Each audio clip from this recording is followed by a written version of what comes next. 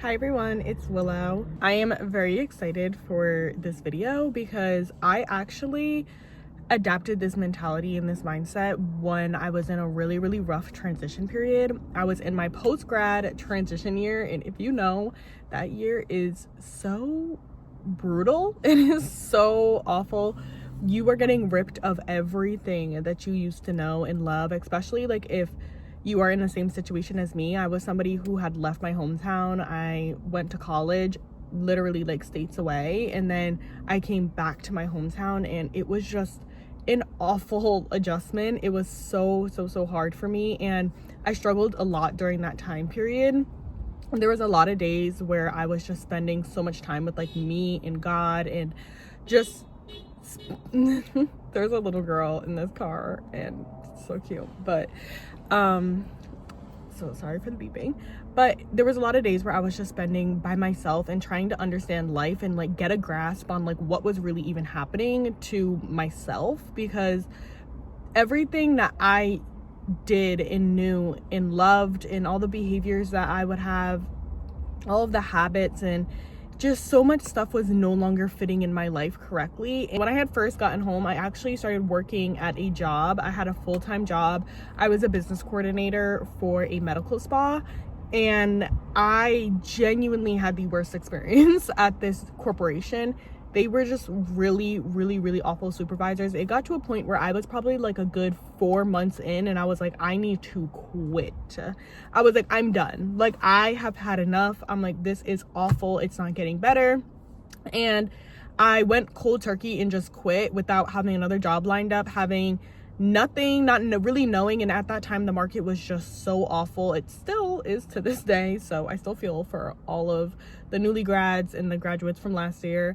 And I was just having an awful time trying to find a job, and I was unemployed. I was like in this weird awkward transition space, especially like being in college. You are around all of your friends and you have such a good like social life, and you have your academics, you're working towards a goal. In this transition period, it felt like I literally like was on pause, like my life was on pause, and I was so confused.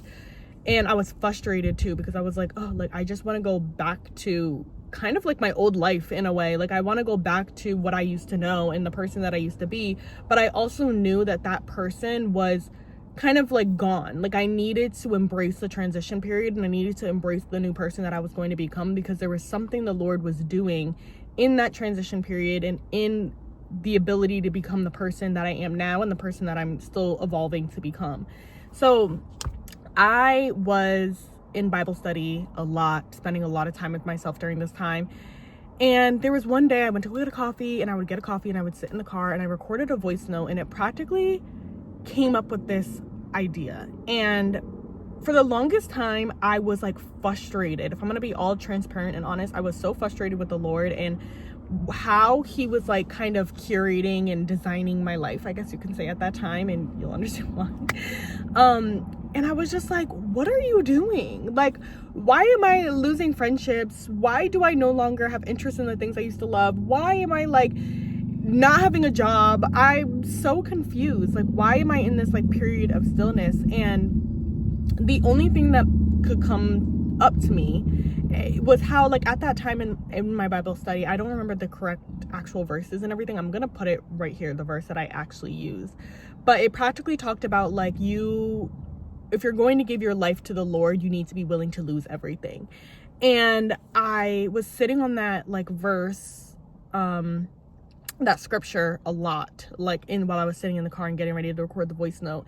And I was often at that time like thinking about my life as kind of like a house. Like, you know, you have your different rooms that are curated into different areas of your life, like your career, your social life, your love life. And it's like you have these different rooms, and they're decorated specific ways, and just this big beautiful house that is a representation of your life. And I immediately started to think about how this is the Lord's way of practically coming inside my home and taking out all of the furniture, all of the decorations, and everything that I did And he's like, okay, like, if you're gonna let me in, right? Because the Lord is always knocking on your door, like, hey, let me in, let me in.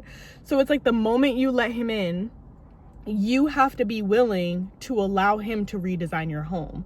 You don't have say anymore about which picture frame gets to go where and what kind of couch you got, and if you can get this type of lampshade and if it can sit right by the TV. You no longer have say. If you are going to allow him into your home, you have to allow him to design it in the way that you want it, in the way he wants it to be designed. I also correlated this with the ability to lose control and your tight grip on everything.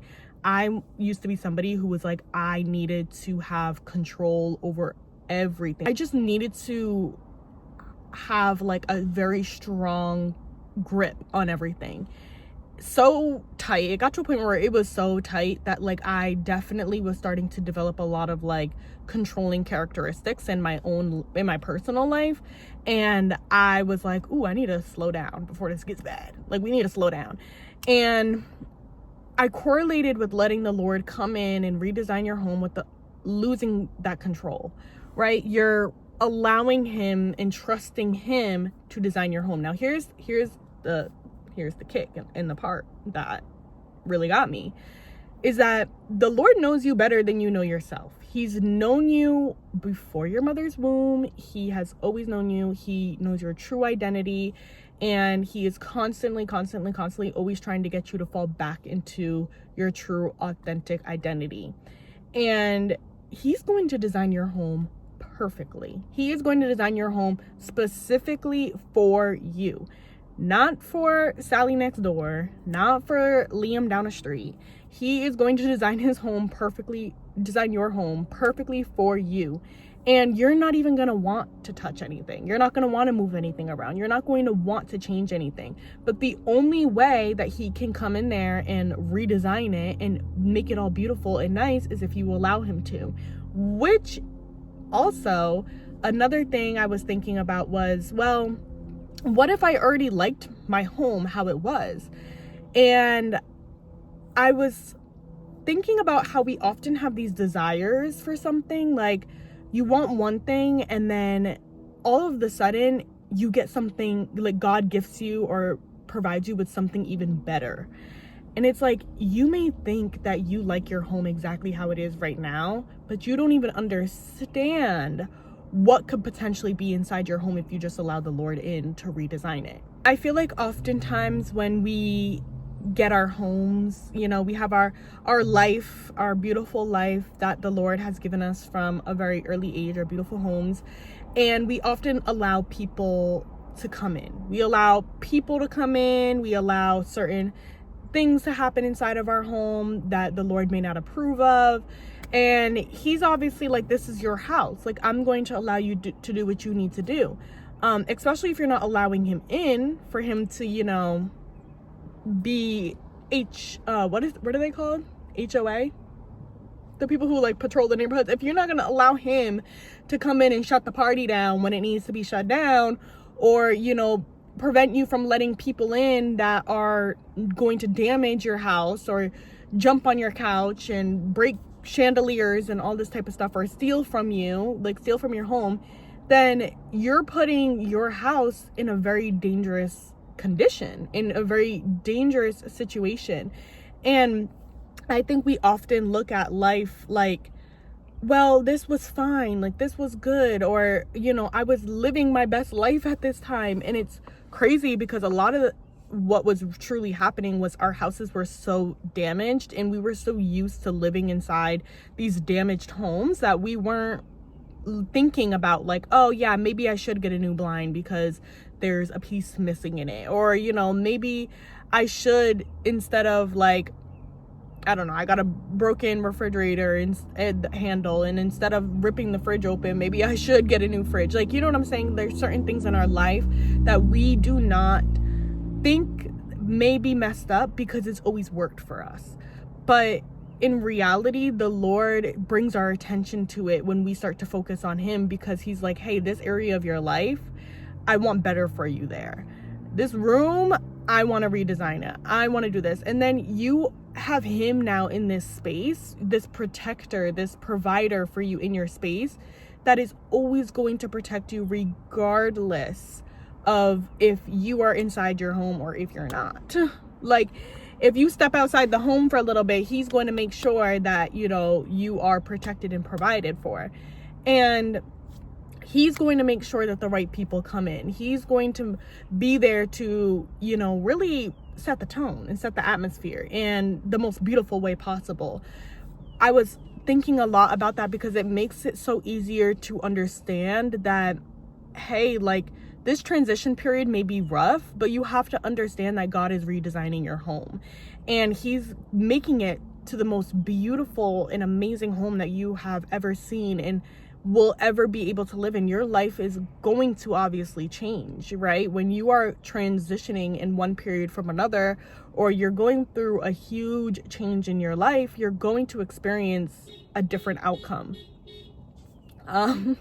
Oftentimes when my friends are feeling some type of way about a situation, or they're really frustrated with like something that had been ripped out of their lives, I always tend to use this analogy that, like, hey, you know what, like, maybe the Lord had to remove that couch because he's got a brand new one that's coming in and it's going to be here in a few days and he needs to make space for it. Like, a lot of the times we have this knowing that, like, when something leaves, or like when something is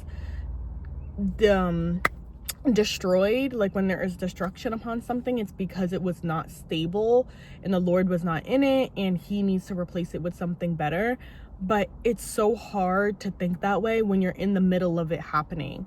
And at that time, when I was in that transition period and I was trying to adjust to this new life that I had, I just like could not make any sense of it. It was a lot of days where I was so frustrated and I was like, I don't understand. Like, I get it in terms of like, okay, you have something better for me, but like, what is the best way that I can put this for myself, for me to also digest it properly?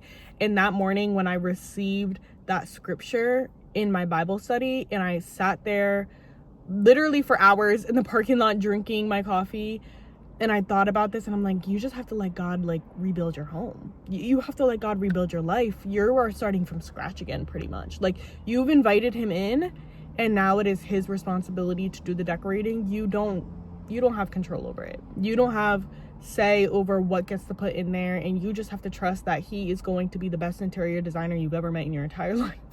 And he will be. And that's like also goes to show trust. Like, that is how you trust. When somebody is sent for a job, when, you know, as humans, we all have these beautiful talents and blessings upon ourselves that can benefit one another. And when, you know, you have a plumber come to your house to go fix your plumbing system, you're trusting them to do their job. It's often so funny how like we don't have that same trust in the Lord during those time periods when something is broken, but we are able to trust like somebody who we think is, you know, mastered in a specific area or job, and we're like so quick to be like, okay, let's call them up, you know, they're the professional, we're gonna go and let them trust that they're gonna go and fix this and we're gonna be fine. But then it's like when it comes to the Lord, we often have our moments where we're like, ooh, I don't know if God is going to actually provide this for me. I don't know if he's actually gonna do this for me, or I'm gonna get to the place that I want to get to. And it's often because we can't see the physical of it, but the Lord is above all. He is above everything. He is the master of the master. Okay, he's the master key at that. He is the master, so he is going to make it perfect and have you in your life built in such a and curated in such a beautiful and intentional way. I listened to this voice memo that I created about a few weeks ago when I was on a walk, and I was like, wow, like full circle moment, because I was kind of having a little bit of a moment where I was like, I don't know what's going on. I don't know if I'm trusting enough. Like, I don't know if I'm really there. But it was a beautiful thing to hear, because your home is special. Your life is special. You have to allow God to redesign your home and allow him to come in and change the things that he needs to because we may not even realize that it's broken. And if you are in a transition period, I feel for you. I pray that you continue to receive healing and blessing and restoration in all the most beautiful ways. I feel for you and your frustrations in that transition period. It is so confusing, especially at first when you're like losing everything and you're like, okay, the world's gonna blow up. You're like, yeah, this is the end. This is the end of it all. But it's actually truly just the beginning, and the beginning to a beautiful, beautiful, beautiful journey. I love you so much, and I hope that this video finds you well. I hope that it helps you digest some of the hard, annoying things in life, and help you also understand how the Lord works in your life. And yeah, I love you, and I will see you in another video. Bye.